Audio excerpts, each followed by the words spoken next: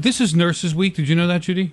Yes, I did. And I love Nurses Week. We do this every year. And it's so exciting to me because all of us, I don't care who you are, owes a debt of gratitude to a nurse in some way, shape, or form. And everybody Whether I know it's you loves or a loved one. Well, everybody loves nurses. I don't know anybody say, nurses.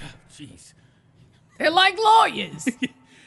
Because when my mom was just recently in the hospital with a hip replacement surgery, and we just fall in love with the nurses and the care at any hospital they're at. And it's so in honor of Nurses Week, we have Big Joe going around to different facilities to scare people, but we won't tell them that. Right. And we also have on the line with us a very special woman who is Dr. Lori Colineri, who is the Senior Vice VP President of Nursing and Chief Nursing Officer. So she's like a big deal. She's a big macha over at RWJBarnabas Health. Am I right? Yes. Do we have to call her doctor? Or can we call her Lori? Maybe she's not a doctor. Well, she's a doctor. She has a doctorate of nursing. All right, let's see. Look, can we just call you Lori? You can call me whatever you want. Lori is fine. She's adorable. Lori, I'm so glad you're on the air with us today. Thank you so much. I'm so excited. You guys are great. Now, you are in charge. RWJBarnabas has 10,000 nurses, 9,000 doctors, 1,000 residents and interns, and a total of 32,000 employees. So it's the second largest private employer in the state of New Jersey? That's right. Wow. That's amazing. And all those people have to kiss up to you? No, it is about our patients and families, and that's what it's all about.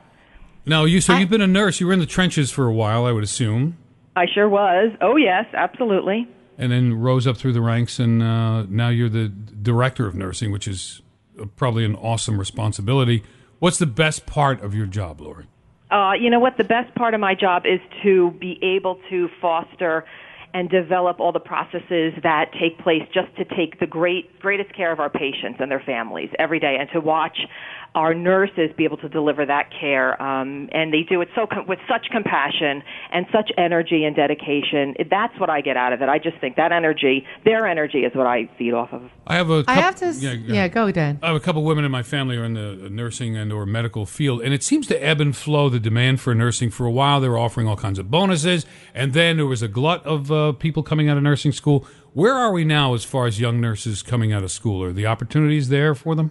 Well, we do have a lot of opportunities in nursing, and, we have an aging nursing population, too, even across the state of New Jersey. A lot of our nurses will be retiring, within the next 5 to 10 years. So there will be a great demand for nurses as we move into, the next 2 to 5 to 10 years. So it's a great profession, and a lot of folks are coming into the profession as a second profession, right, leaving, their first profession and then deciding that they really have a great interest in healthcare, and nursing is a great way to do that. So there's no such thing as there being a glut of nurses and they're not hiring anymore, stop becoming nurses. We always need more. We always need more, and we have nurses throughout the entire continuum, whether it's from the hospital setting, the community setting, long-term care, subacute, transitional care nurses, and developing even more types of nursing for folks to be able to deliver care and keep our patients now healthy. I'm glad you're saying that. Spin on it, Lori, because Dennis and I don't know if you know about this branch, but there's the the broadcast nursing branch of nursing. Dennis and I are radio nurses. Did you know that? No, tell me about it. No, but what I wanted to say, Dennis was making fun of me before because he says, Judy, you need to talk to Lori because you have spent more time in one of her hospitals than anybody I know. And it is true. And it's, a mile away from me, and She goes like people go to McDonald's. That is not No, true. it's like once a week at least. Shut up. I do. I listen, I have 4 children. I have a husband, and we have, given ourselves over to you and Monmouth Medical Center for Care many, many, many, many times over the years. And what would you say, because I'm curious, we see changes and improvements and all the time. But what's the main thing that you think has changed in the last 20 years at at all of the hospitals? Oh, I'm going to tell you that's a great question. For nursing, nurses have become such partners in the delivery of care. We partner directly with for developing the plan of care for our patients' families with our physicians and our interprofessional folks. And it's about the team. This is a team sport. No I in team. The nurses are part of that team, and we help.